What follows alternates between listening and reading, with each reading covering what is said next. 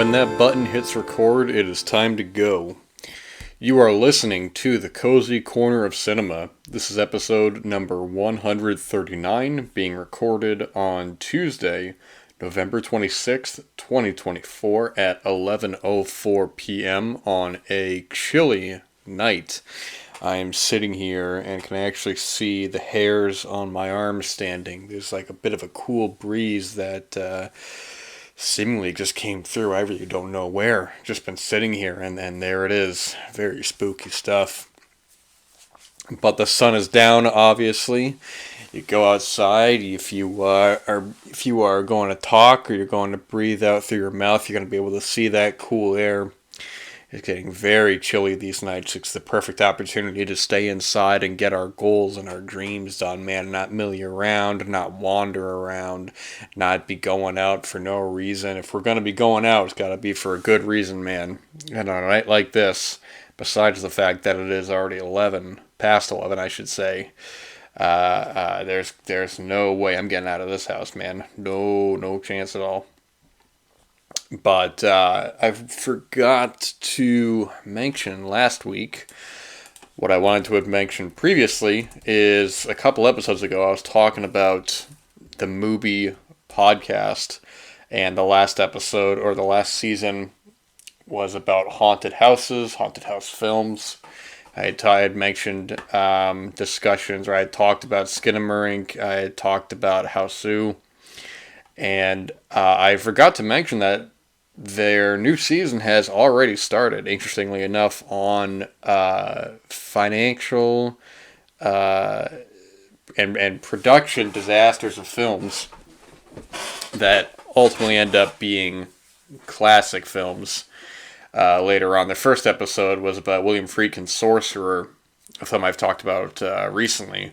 William Friedkin's brilliant film, and the hellish production of that film, and the incredibly bad timing of its release, going up against Star Wars. I think the Sorcerer actually came out a week after Star Wars, and was quickly overshadowed by it, and Star Wars overshadowing basically every other film.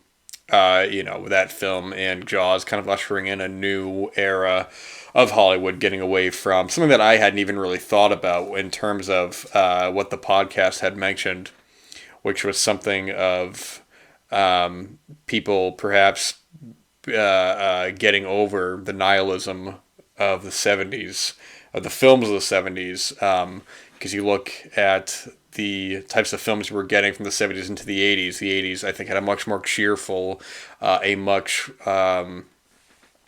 you were when I say cheerful, I mean there was more of an opportunity to, the comedies and the dramas, they weren't as mean spirited, they weren't as aggressive with some of the characters, some of the types of films that were coming out. It was a lot fluffier, and the 80s in general, I think, is a wonderful decade for films, but ultimately I don't find it as truthfully as compelling of a decade. I'm not quite as interested, or as eager, I should say, more so than interested in jumping to that decade. I talked about it before a little while ago.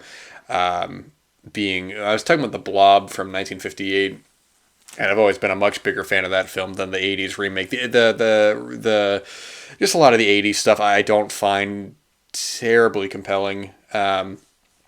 But of course, that's not to say there aren't brilliant films that came out of the 1980s. I'm obviously not painting all decade like that, but just the transition of the kinds of films from the 70s into the 80s, and how it's not surprising that a film like Rocky would win Best Picture in 1976, a film that, compared to some of the other nominations at the time of Taxi Driver and All the President's Men and Network, it's unsurprising that a film like that would win after, even by 76, having this feeling of this downbeat sort of tone for these films. I remember I was watching this documentary on Alan J. Pakula, and one of the dramatic points of the documentary, which came off as incredibly awkward and incredibly, frankly, silly, was when they're talking about All the President's Men losing the Best Picture Oscar to Rocky, and they're quite talking down Rocky, which was incredibly bizarre. And I think that even just listening to this podcast episode, it does put things into perspective, especially with that in context, because I mean, whether or not you find Rocky or All the President's Men, whichever one to be the superior film, or perhaps Network, or I think at that point, at least in the context of 6 years now, it was almost a breath of fresh air, really.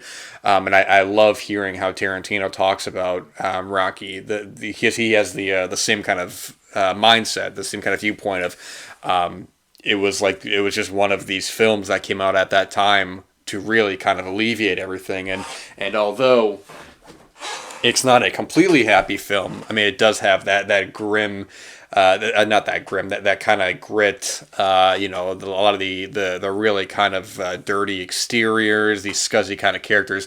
Ultimately, compared to a lot of the stuff going on, it was really something unique and special. So it's really not surprising. I mean, now in retrospect, we can look back on the decade as a whole and see the moods and the flavors of certain films, but it's not surprising that even at that point, for a film like that to not only be nominated but to win, whereas beforehand when you were getting what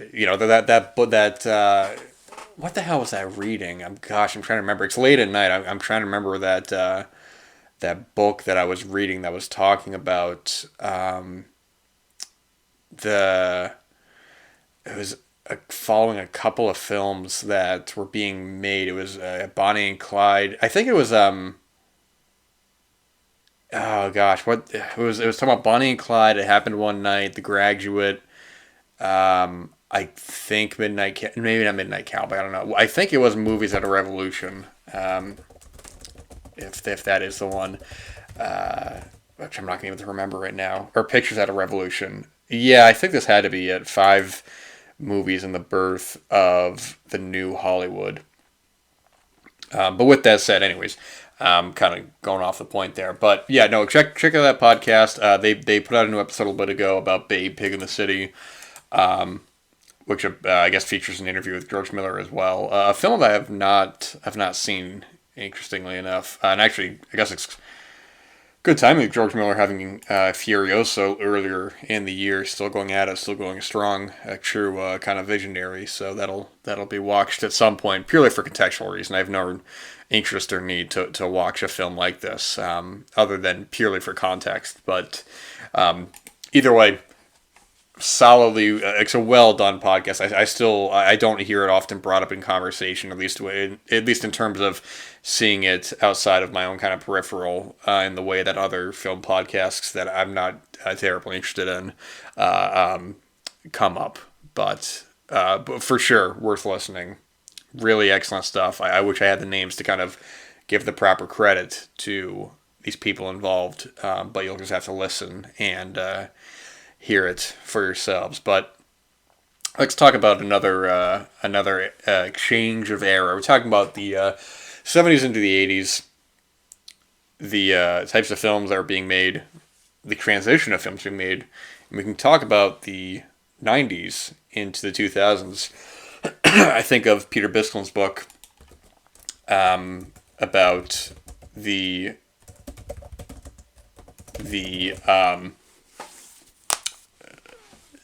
rise of independent films. So I'm talking about Down and Dirty Pictures, Miramax, Sundance, and the rise of independent film. And that book talks about I've mentioned this book before, but it mentions the change in the more consumer, not even consumer grade necessarily, but the accessibility of a lot of filmmakers being able to put out these films and bring them to festivals. And this is going to lead into a film in a second, but talking about the kind of beginning of this era in the late 80s with Steven Soderbergh's debut of Sex, Lies, and Videotape, and then into the days of Miramax, of them picking up a lot of these foreign films, a lot of these smaller independent films. That is one of the things that ultimately I think that the personal goings on of Harvey Weinstein has overshadowed just how important the Weinstein Company was. I'm sorry, or I should say Miramax, later the Weinstein Company,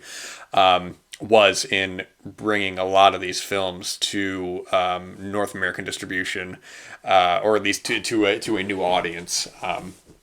It's a very fascinating book, especially that book came out before all of the personal kind of Weinstein stuff was going on. This was put out in 2004, but it's a wonderful book. But I think one of the key films from this era, and one of the key films in association with the Sundance Film Festival, is 1999's The Blair Witch Project by Daniel Myrick and Eduardo Sanchez. And I talk about this because I recently picked up the new Second Sight Blu-ray of the film, and it's interesting actually the timing of this, because this now has gotten a new deluxe edition Blu-ray, and then Imprint Films from Australia have also released their own version, which includes Book of Shadows, Blair Witch 2, and I opted to get the Second Sight version for myriad reasons, which I'll go into a little bit. But this release is interesting because it has the original theatrical cut, and then it has the original festival cut that was reconstructed, that runs about 4 to 5 minutes longer. I actually started both of them solely to compare the run times, and I think it was about 4 to 5 minutes.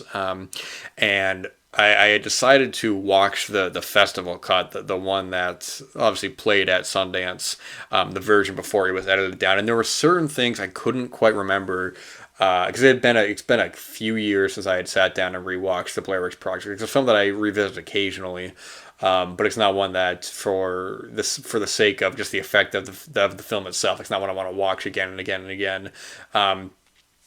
It's a film to revisit like a fine wine, and one that I have found just only gets better over time. But there were some, I tried to look up a little bit of what exactly some of the differences were, and I have yet to find a comprehensive list.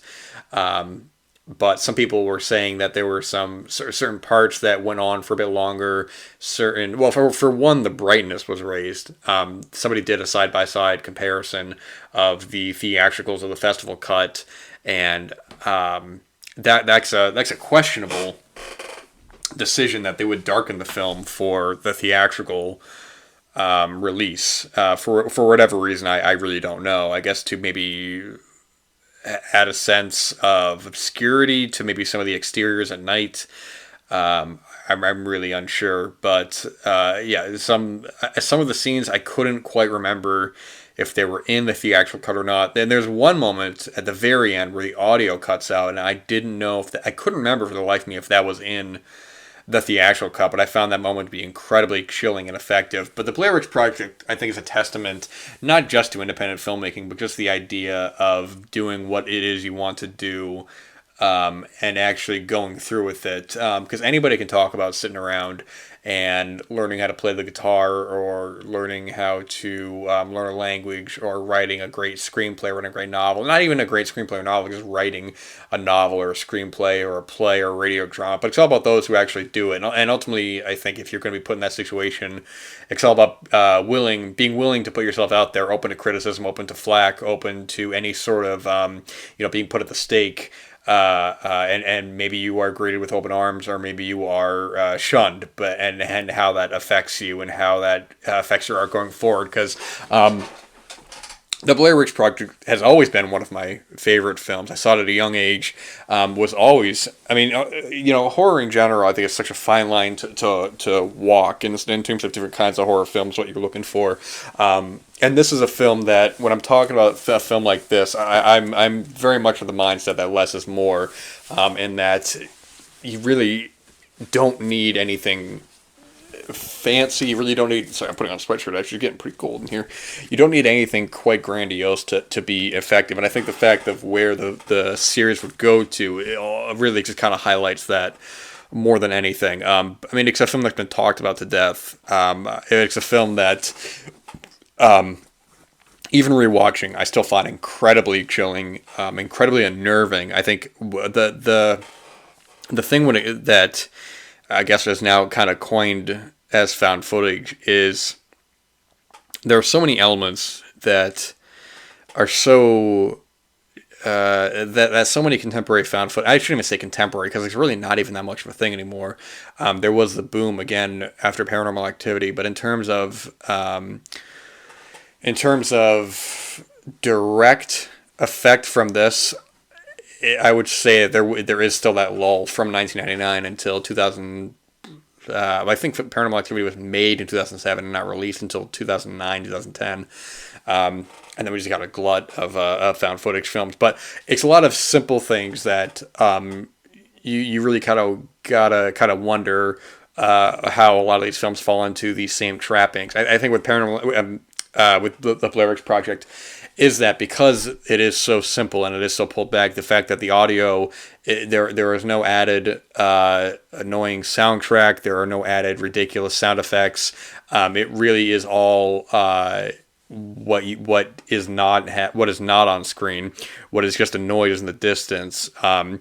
Just simple things like that. They're not if they are cutting between cameras. You have their VHS camera. I think it was a VHS camera. I'm not exactly sure. I mean, I would assume so it was. But then you're cutting back from that to a different audio with the 16 millimeter camera, and it's different things where people talk about when they criticize found footage films. It's sort of like, I think the fact that because it's all, if you're watching this with the intent of you're watching you're watching truly found footage, and why you don't believe it now is what I'm saying before, is that for one, I think that natural acting is something that is really taken for granted.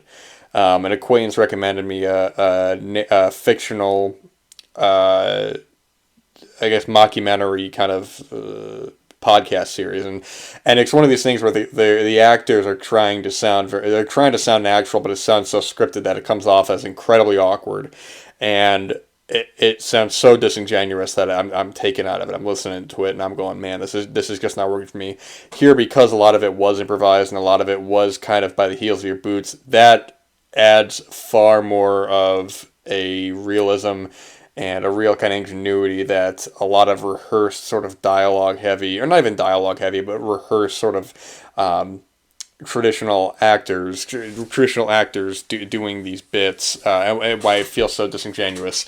One of the things I wanted to talk about as well with the release is the new 2.5 hour documentary, which interviews basically, besides the main three cast, interviews a lot of the people involved with this.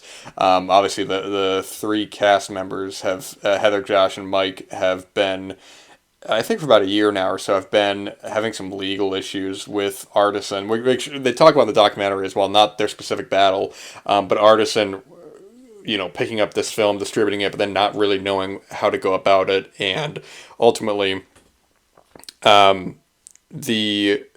the insane success of the film, the amount of buzz and coverage that it got, Daniel Myrick and Eduardo Sanchez kind of sort of straying away from that. They get offered to do another one. They don't want to do it. We get the terrible Book of Shadows, Blair Witch 2, which they actually bring up in the documentary. They talk about being friends with Joe Berlinger, who was, is a wonderful documentary filmmaker. The Paradise Lost trilogy, Metallica, Some Kind of Monster, and something I never even thought of before until they had brought it up is the fact that you have this first film, which is, which is a mockumentary, which you're watching it with the idea that you're watching real footage, and then you get a real documentary filmmaker, to go and make this fictional theatrical film, and it just doesn't work. It's like you can't have the shaky cam thing again. So what do you have? You have this, and it just doesn't work at all. I mean, with Book of Shadows, Blair Witch 2, I'm not going to harp on it. I mean, but good Lord, man, you want to talk about so bad it's good. I don't believe in that nonsense.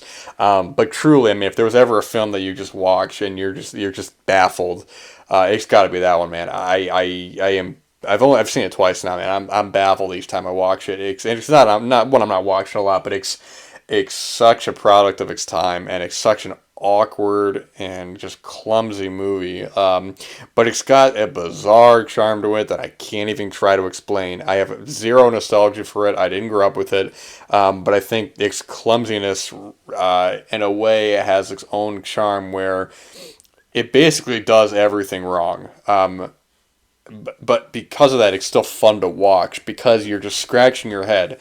I mean, just ridiculous things. Characters they're just doing bizarre things that don't add up to anything. I mean, you got this main dude. He bought this giant warehouse for like $1 in the middle of the woods. The main movie doesn't even have much to do with the Blair Witch, man. I mean, they're talking about how they're fans of the movie, but it's going off in its own other thing, and they're trying to comment on the film, like they're trying to comment on the film and the fandom around it's all nonsense, man. It's like, again, I don't believe in so bad it's good, but I mean, if I watch that, there's gonna be some smiles cracked. And I think a case like that is less egregious than when you have something like the 2016 Blair Witch, which is more of an anomaly than anything because you have all this time kind of separated between when the hype, because Book of Shadow, Blair Witch 2, you get that film out, you're riding the wave, you're riding the high of this massive, monumental independent film success. It's incredibly inspirational, like showing that you don't need a Hollywood budget. You don't need anything Hollywood about it. You just have an idea. You go out there and do it, and maybe you'll succeed or maybe you'll fail. And in this case, they happen to succeed, so you could be the next one. To have the next phenomena, whatever. So what do? You pump out a sequel really quick, and they tried to do something different. They really tried to kind of have this angle of it being, the first film is a film, something that Daniel Myrick and Eduardo Sanchez are very much against the idea because I don't want to talk about talk about what they said in the documentary. I want you guys to watch it. It's great if you're a fan of it, but. They try to do their own thing. It really doesn't work. And I mean, obviously, that film famously as well has had numerous pre and post production issues. They got all kind of mangled up. And I'm still of the mindset that even if it had been the way that originally was intended, I still don't think it could have been saved. I think there's too many bigger acting and script issues going on there that I don't think can be reconvened with an edit. But when you have the 2016 Blair Witch, you have this time and that's fumbled even more than anything else because what are you doing? You're doing another found footage thing, but you're going to this high tech sort of digital. It doesn't even look like consumer grade cameras. They look like Hollywood cameras. Everyone's got a camera. There are these ridiculous special effects, these ridiculous audio effects. It's nonsense. It's one of these things where you just can't replicate that. You got all the money in the world, do whatever you want. You have all these special effects. You have all these high end cameras, and it comes out so clumsy and it comes out so awkward. That these guys who made this for a couple thousand, however much it was, and as well with the documentary, they have tons and tons of great behind the scenes footage when they were filming it, when they were submitting it to Sundance, the premiere at Sundance, the long lines for the film, kind of the buzz all around. I mean, how much they shot for the pre and post production is really incredible. But then, yeah, I mean, it's a film that I think you have the lore behind it, and that's great and all, and that works as purely an investigative part of it. Where if you are interested more in the film, which if you're interested more in that kind of urban legend, that kind of that story, then you go to the website, you read up about it, you watch the mockumentary, The Curse of the Blair Witch. There actually is also on the Blu-ray as well. I used to have a VHS of that from Blockbuster, and that's fine. But making this a series, you could do something with it, but I don't think that Book of Shadows, and especially not Blair Witch, was the way to go about it. I think that, I mean, it's funny the way they talk about the way they originally wanted to do the film, where they wanted to have it more in line. They don't say the last broadcast, but but basically the idea of the last broadcast, where you have more of a mockumentary than a found footage film, where you have this strange kind of disappearance that was caught on video, and then you have fake, you have actors pretending to like they're in a documentary talking about the footage, and that's all fine and that's all good. But I think the fact of the matter is that by what it did on its own works completely as it should. It works as just this footage. They're not adding any ridiculous musical stings. And there's no score for the film.